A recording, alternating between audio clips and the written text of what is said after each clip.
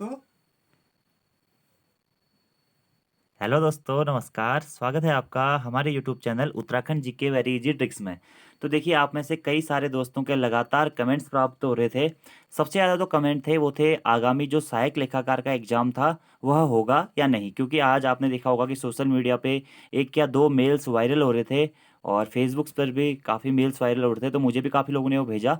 तो उसी के संबंध में मैंने आयोग से दोबारा कन्फर्मेशन के लिए मेल किया।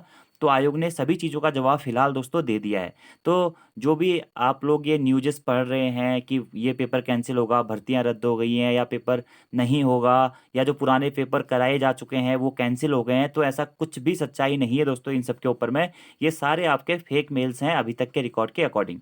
तो सबसे पहले मैं बात करता हूँ सहायक लेखाकार का एग्जाम, जो कि आपका 12 से लेकर 14 सितंबर के मध्य में होना है, वो होगा या नहीं। तो उसी के संदर्भ में आपको मेल पढ़ा देता हूँ दोस्तों कि एग्जाम होगा या नहीं। तो यूके ट्रिपल एस ने यहाँ पे साफ कह दिया है। चयन आयोग का रिप्लाई आप देख सकते हैं। सर, आगामी एग्जाम्स होंगे या नहीं होंगे जो ऑनलाइन होने थे सहायक लेखाकार वाले, प्लीज रिप्लाई कीजिएगा, बहुत लोग पूछ रहे हैं।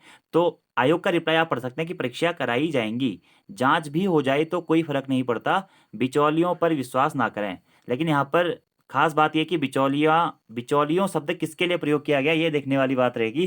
तो आप लोग भी इसका कमेंट कीजिएगा, ठीक है। बाकी मैं अभी एक कंक्लूजन पर भी आऊँगा, एक जो बहुत मुख्य कंक्लूजन है हमारा। तो यहाँ पर एग्जाम आपका होना ही होना है, तो तैयारी में आप बिल्कुल भी लेट ना करें। दूसरी चीज़ है, जो आज फेक मेल वायरल हो रहा था, मतलब मेल वायरल हो रहा था, तो उसी मेल के बारे में मैंने आयोग को रिप्लाई मैसेज किया हुआ था कि सर ये मेल वायरल हो रहा है, कि इसके बारे में क्या होगा। तो आयोग का डायरेक्टली रिप्लाई आया दोस्तों कि ये फेक मेल है।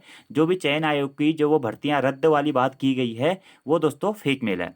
इसी के साथ साथ मैंने आयोग को एक और मेल किया था जो कि संबंधित था आयोग के मेल के रिप्लाई के संबंध में कि सर आयोग का एक मेल शेयर हो रहा है जिसमें परीक्षा रद्द की बात कही गई है, प्लीज सर इस संबंध में जानकारी दे दीजिए, बहुत से छात्रों के मैसेजेस प्राप्त हो रहे हैं।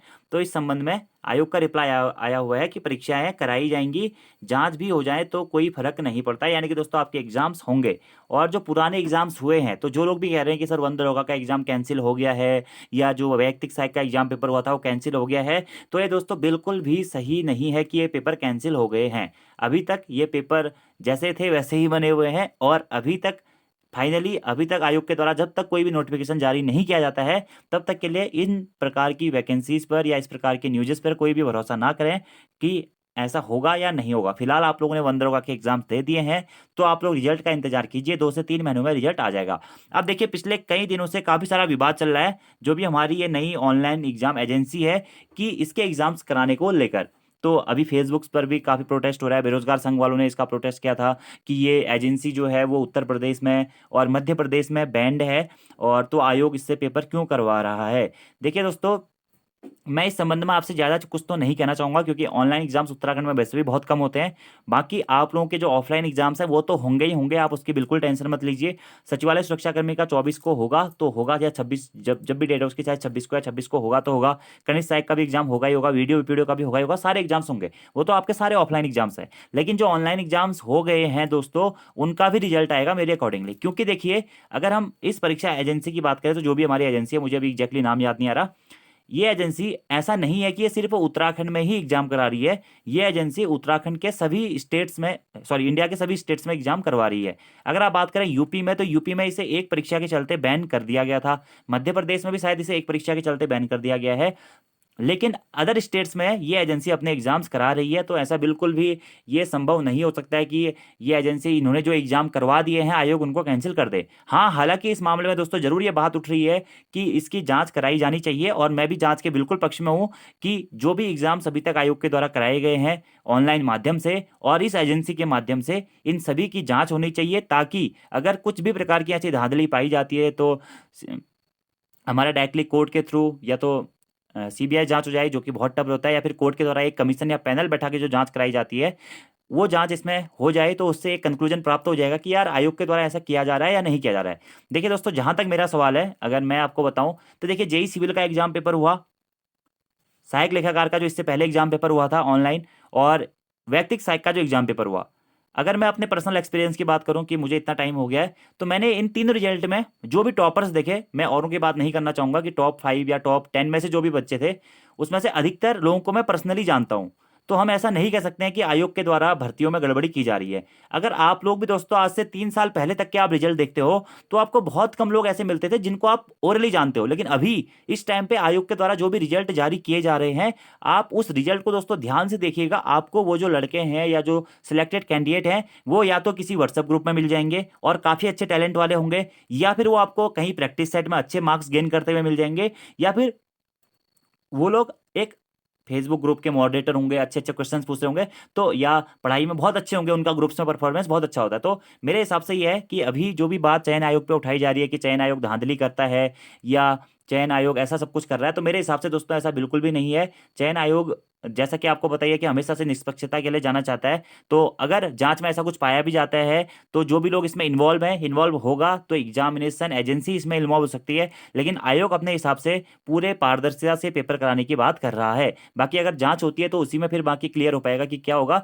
लेकिन आप लोग भी अपने कमेंट्स इस संबंध में जरूर दें। देखिए दोस्तों, हमेशा नेगेटिव कमेंट करने से सही नहीं होगा। कभी कभी आप अपने प्रेजेंस ऑफ माइंड का यूज कीजिए और आप सोचिए कि आपने आयोग के इतने सारे रिजल्ट देखे, कहीं ना कहीं जो भी कैंडिडेट्स हैं वो सब हमारे ही आपस के जान पहचान के लोग हैं, तो ऐसा बिल्कुल भी नहीं है कि धांधली होती है। हाँ, ये है कि आउटर सोर्सेज से अगर आयोग के द्वारा पेपर कराया जा रहा है, जैसे फॉरेस्ट गार्ड में आप लोगों ने देखा कि आयोग का कोई भी सदस्य पेपर लीक में इन्वॉल्व नहीं था। अगर आप देखेंगे तो एग्जाम सेंटर से, जो एग्जाम सेंटर्स में जो परीक्षा नियंत्रक थे उसके संबंध में जो आयोग वहाँ का टीचर था उसके द्वारा फोटो खींच के पेपर की फोटो वायरल की गई थी, तो उसमें आयोग के पास में कम से कम 25 लोगों का शायद स्टाफ है, अधिक से अधिक।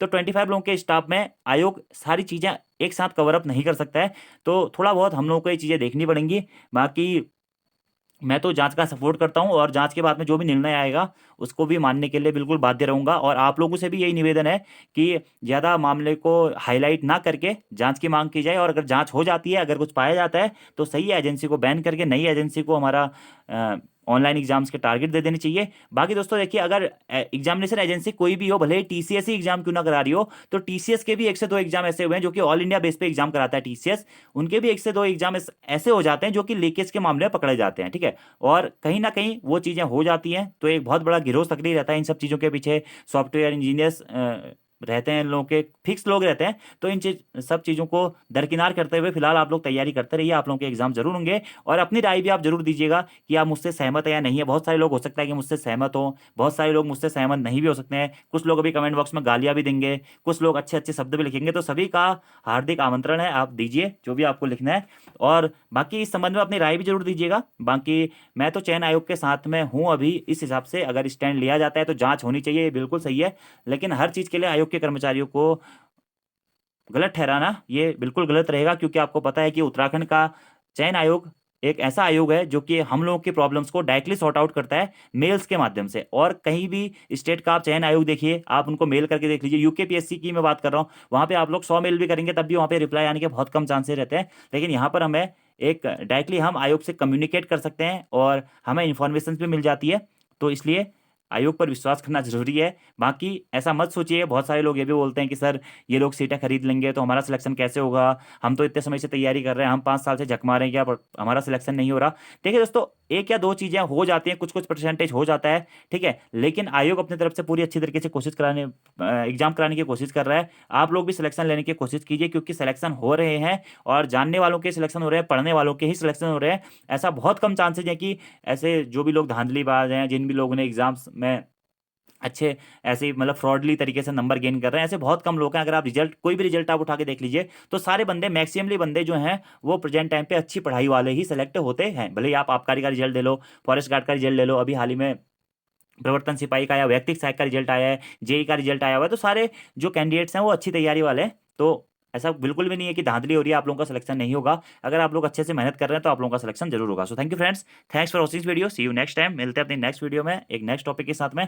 बाकी यार देखिए, एग्जाम्स की तैयारी करिए, ये जो भाई आडंबर है इन सब चीज़ों से दूर रहिए। अगर आप इन्हीं चीज़ों के बारे में सोचते रहेंगे कि यार धांधली हो रही है, ऐसा हो रहा है, वैसा हो रहा है, तो फिर आपका कुछ नहीं हो पाएगा। ठीक है, इसलिए जो एक तैयारी करने वाला कैंडिडेट होता है वो सिर्फ अपने एग्जाम पर फोकस करता है, अपने लक्ष्य पर फोकस करता है, तो आप भी अपने लक्ष्य पर फोकस कीजिए। बहुत कम समय आपके पास में बचा हुआ है, 1 से 2 महीने महीने का समय है मात्र, तो इस 1 से 2 महीने में आप लोग अच्छी खासी तैयारी कर सकते हैं और एक अच्छा स्कोर भी गेन कर सकते हैं। बाकी आपको तैयारी कैसे करनी है, क्या-क्या चीज़ें होनी चाहिए, उसके लिए मैंने एक वीडियो बनाया हुआ है कि लास्ट के 60 ही दिनों में तैयारी कैसे करें या 45 दिनों में तैयारी कैसे करें, इस टाइप का एक वीडियो मैंने बना रखा है लाइव जाके, तो आप वो वीडियो देख लीजिएगा। उसमें मैंने पूरी प्लानिंग और तरीका आपको बताया हुआ है कि आप कैसे करके तैयारी को फॉलो कर सकते हैं। तो आज की इस वीडियो में इतना ही दोस्तों, धन्यवाद।